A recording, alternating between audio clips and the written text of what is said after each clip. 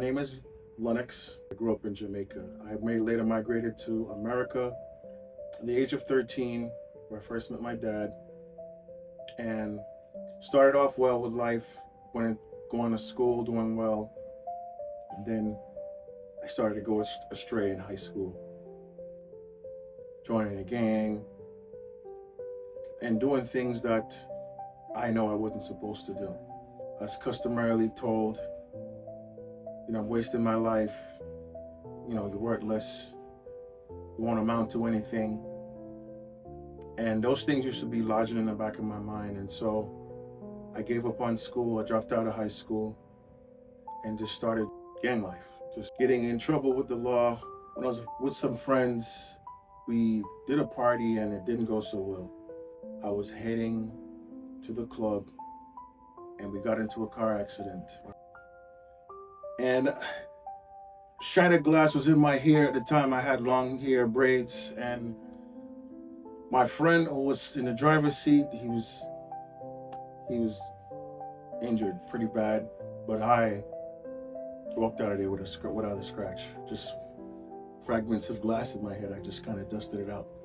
I just remember during that accident, a voice saying to me, when I die, where am I gonna go? I found, by happenstance, a little storefront church. And how I found that church was an older lady by the name of Sister Barnes saying to me, young man, God is calling you. He's got a work for you. He wants to use you. And you need to come to church with me. And I remember the first day I went to church, not living right. I know that I wasn't doing the right things, but it became more apparent to me once I started going to the house of the Lord. I got taught a Bible study by Pastor Garrick. I started off with braids. The first time I came to church, I came with a big old chain and I don't know what I was going with, earrings in my ears and all that stuff.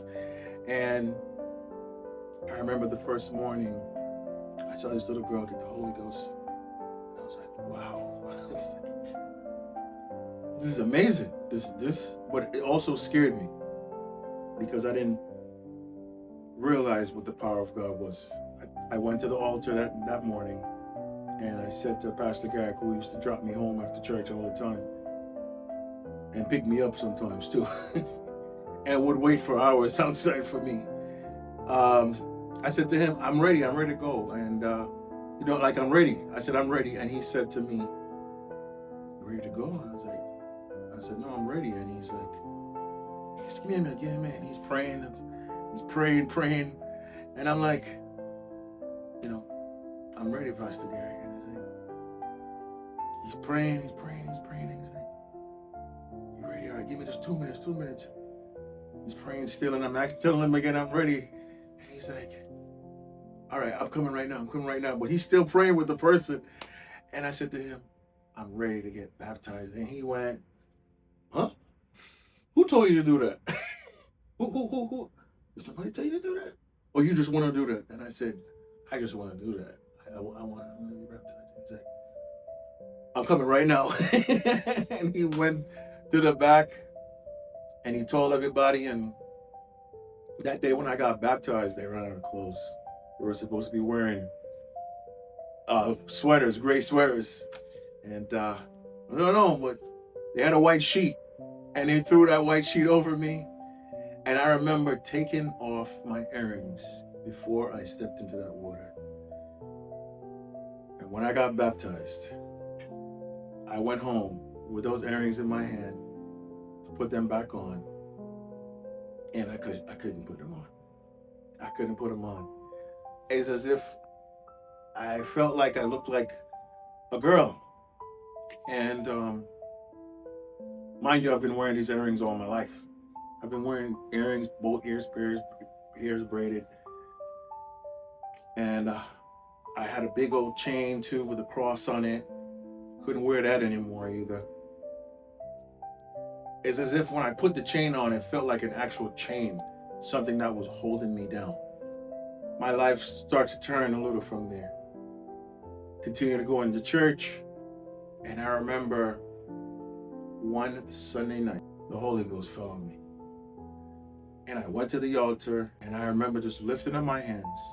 And from there, I was jumping and I was shouting and running around the church saying, Jesus is real, Jesus is real, Jesus is real.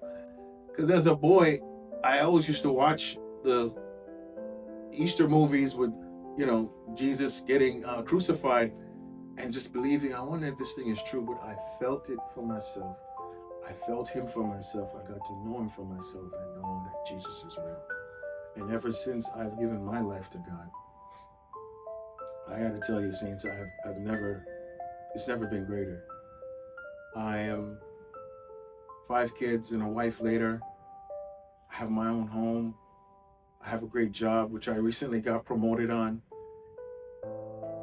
And God has just been amazing.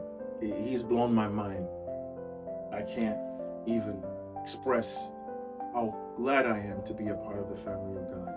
And so this is my story. I want to tell you, if you don't know the Lord, get to know him.